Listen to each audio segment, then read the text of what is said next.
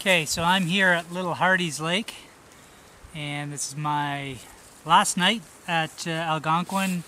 6 days, 5 nights, doing the Western Uplands Trail, and just basically got another 10 kilometers to get out in the woods. And I thought before I unpack my camp for the night, I'd do a gear loadout, just show you what I'm packing for this trip, and it's all worked out pretty well for me.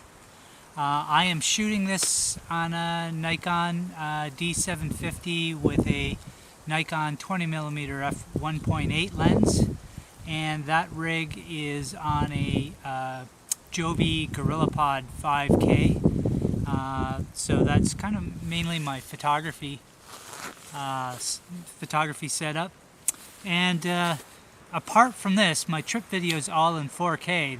The Nikon doesn't support 4K, so I'm using two action cameras. One is the Olympus TG5, and the other is a GoPro Black. They're both capable of 4K. And these are sort of anywhere I could stick them on my body. I usually have them in a cargo pocket of my pants. And basically, the Nikon rides along my chest strap here in a Peak Design capture clip.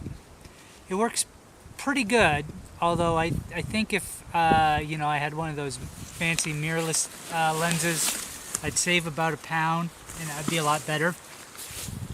And big items. The pack is a Z-Packs Arc Haul. This is the first backpacking trip I've taken it on. We've used it for canoe camping for 2 weeks. An awesome backpack.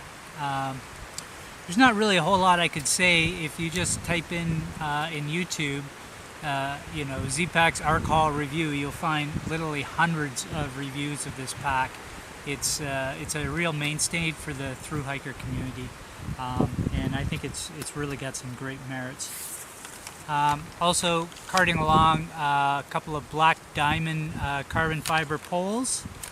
Wow, okay, I never hiked with hiking poles before, and the first day, you know, I wasn't really all that keen on them, but then as I started getting into rougher and rougher terrains, these things are just a game changer.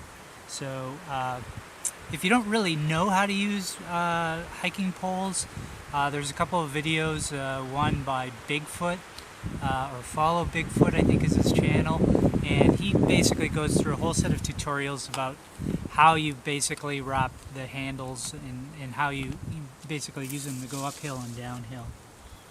Okay, so the Arc Haul is a 60-liter bag, so I think it's 48 liters in the main pouch. You have 10 liters in this mesh pouch, and then 2 liters in the side pockets, something like that. The mesh pouch is really nice for throwing change-out items and wet things. So I have a sil nylon tarp here. Because it's been raining so much, that's been really handy to just, you know, set up staging areas. The wind's coming up. I'm going to take a little break. This is just a little baggie of birch bark. Actually, in Algonquin, you know, the birch trees are come and go, hit and miss, at least at the campsite. So as I was walking, I found a bunch, filled up the sandwich bag. Got my map. It's a Jeff's map. These are the best for the park, I think. And then I have basically a water filtration kit, which is basically a Sawyer Mini. I don't know. I think one of the channels, might have been Dan Becker, that I was watching. He really didn't like the minis to, you know, get the regular Sawyer squeeze. I've been having some flow issues with this, and I've been having to backwash it quite a bit, so I might consider going to the Sawyer system's okay, but you know, I actually found myself boiling water a lot just because I needed hot water. This is kind of a nasty little mess, but this is a BioSteel, which is basically an electrolyte powder. think of Gatorade without the calories. It's a real game changer, I think. So in the morning I always basically fill up a water bottle and then put in a scoop of the BioSteel, and you get both your electrolytes and everything else. TP and the Deuce 2 and a little hand sanitizer in there. Okay. Tents. This is another Z-Packs item. This is the duplex tent. This is not the stump stack that it came with. This is a compression sack that fit it, and the compression sack broke. So no kudos go to Outdoor Research, whose compression sack broke on me. But the duplex tent, wow, what a great tent. And again, there's a million reviews on the duplex. So I won't go through that. I'll probably put a picture up. It's the water bottle, GPS, and this pouch basically is what I typically carry the Joby tripod in, and basically a set of neoprene gloves that have been useful on this cool trip.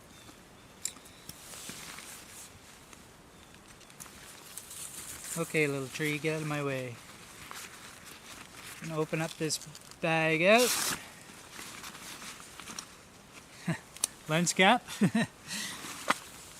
Okay, this is my cook kit. Pretty simple. So I'm using Snow Peak's Dualist. So it comes with I think it's a 750 pot and a little nesting cup. They're both titanium. That's been working well for me. Basically a little canister stove.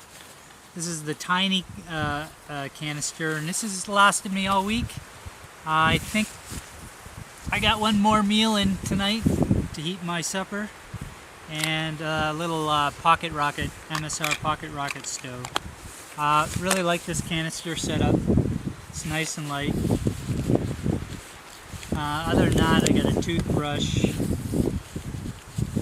spork, and a little hanky. And that's about it for a cook kit.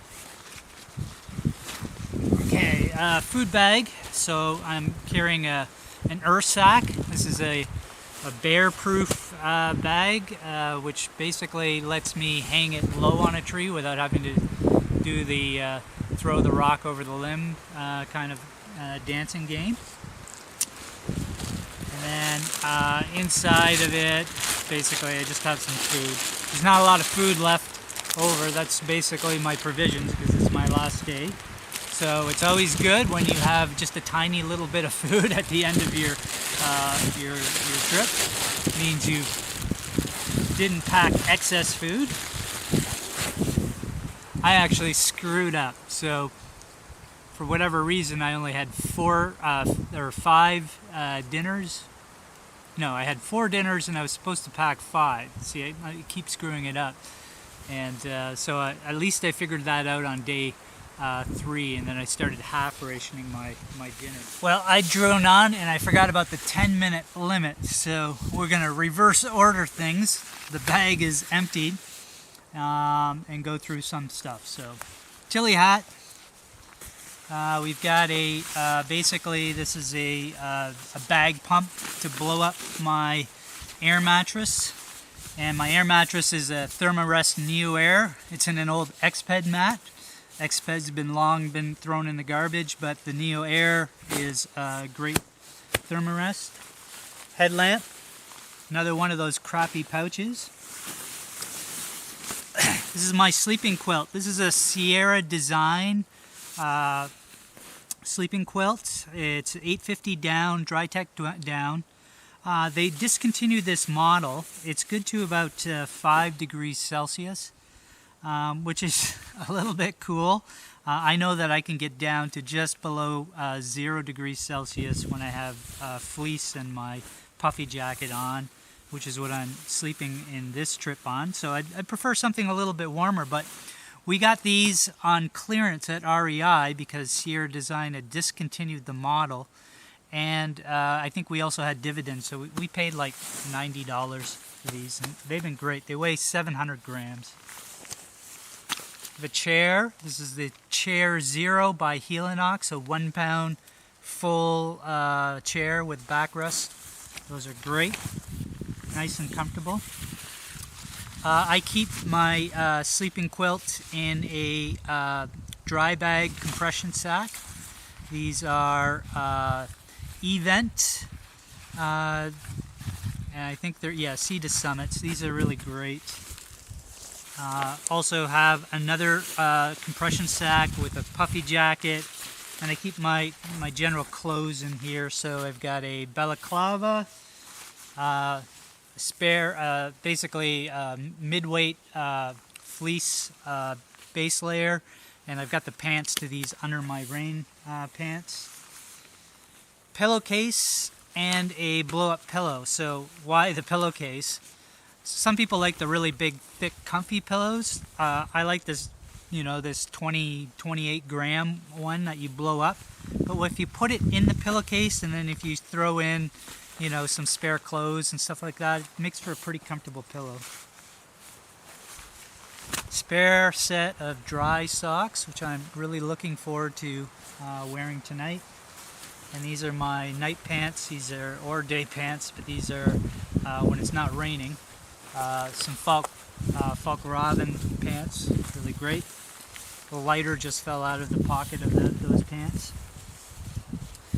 Peak Design, this is another capture clip, and this one goes on the hip belt. And I like this one to basically hook onto the Olympus TG5 too. I had a notebook because sometimes my wife and I like to take notes, and usually our notes are more like how can we improve our gear, what would be better, what wouldn't be better. I didn't do that. I didn't really take any notes on this trip. I think it's more of a thing that we do together than me doing solo. Compass, sunglasses, which hardly got used on this trip because it's been raining the whole time. Hand warmers, I used one of them. Garmin InReach, emergency beacon, plus this one lets you text, and we have a sort of a all text for free plan, so I can contact my wife at night, tell her I'm still alive. This is basically a throw bag with some cordage and a clip in case I wanted to hang my food. One of these crappy camera things that were useless. This is my pretty much everything. It's a repair kit, tent repair, there's a first aid kit, and it's a fire kit with some fire starter in there. Lens cap. GPS. Phone. The phone basically interacts with the Garmin InReach, and it makes texting a lot easier. This is my tent. This is a duplex tent. I think I've covered that already. This is just a soft shell jacket. That was stuffed into one of the dry bags. Extra toilet paper and a permit, tent pegs. I've got a pocket boy saw and a 4-inch knife. The knife was made by a buddy of mine, Brian Andrews from Off the Map Knives. That was his company he used to use. It's a great knife, but the two of these in combination, when it was really rain, the only way you could start fire was by split wood fire, so I need to get sort of wrist size to bicep size pieces of wood, which I could cut with this saw, split them down to get into the interior dry.